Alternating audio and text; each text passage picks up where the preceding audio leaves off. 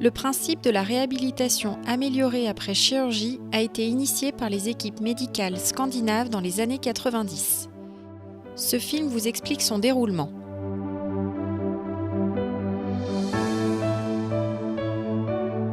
Vous devez bénéficier d'une chirurgie du côlon. Votre médecin traitant ou votre gastro-entérologue vous adresse à un chirurgien spécialisé. Lors de la consultation chirurgicale, ce dernier vous explique la pathologie et la technique utilisée. En permettant la reprise précoce de l'alimentation et de la marche, les protocoles de récupération améliorés après chirurgie permettent de diminuer les complications post-opératoires. Avec ce parcours de soins, vous devenez l'acteur essentiel de votre guérison.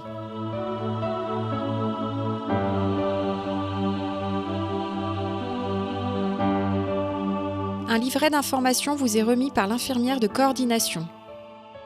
Il vous donne toutes les consignes afin de préparer au mieux votre intervention. La consultation avec le médecin anesthésiste permet d'évaluer votre état de santé et d'adapter l'anesthésie et le suivi post-opératoire.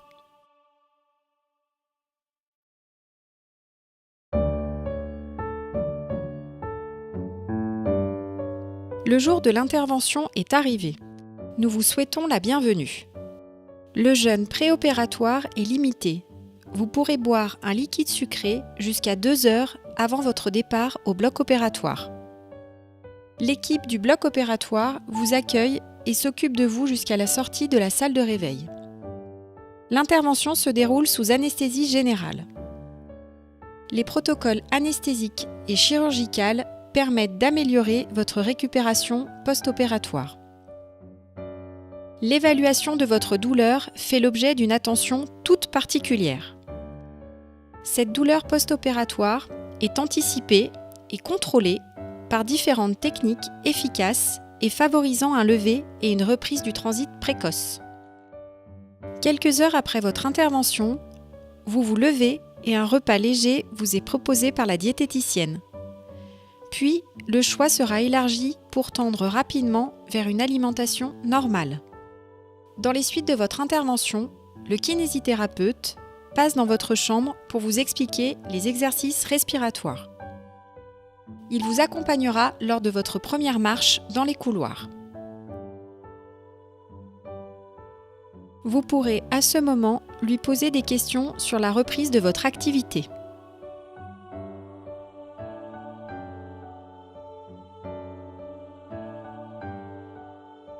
L'équipe infirmière évalue votre douleur éventuelle et vous donne les traitements prévus si besoin. Elle surveille les différentes fonctions de l'organisme, notamment la reprise de votre transit intestinal et change vos pansements.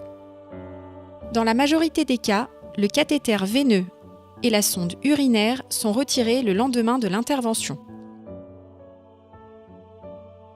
Ensuite, le chirurgien passe vous voir pour discuter de l'intervention et vous donne des informations sur les suites post-opératoires.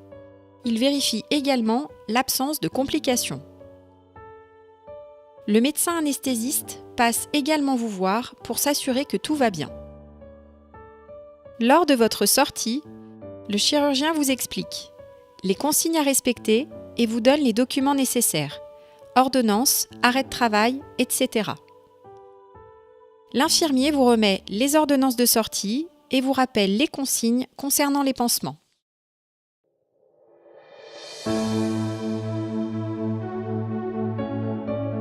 C'est le jour de votre sortie. Nous vous souhaitons un bon retour à votre domicile. Le lendemain de votre sortie, l'infirmière de coordination vous contacte pour le suivi post-opératoire et pour répondre à vos questions éventuelles. Vous pouvez à présent reprendre une activité normale. Bon appétit!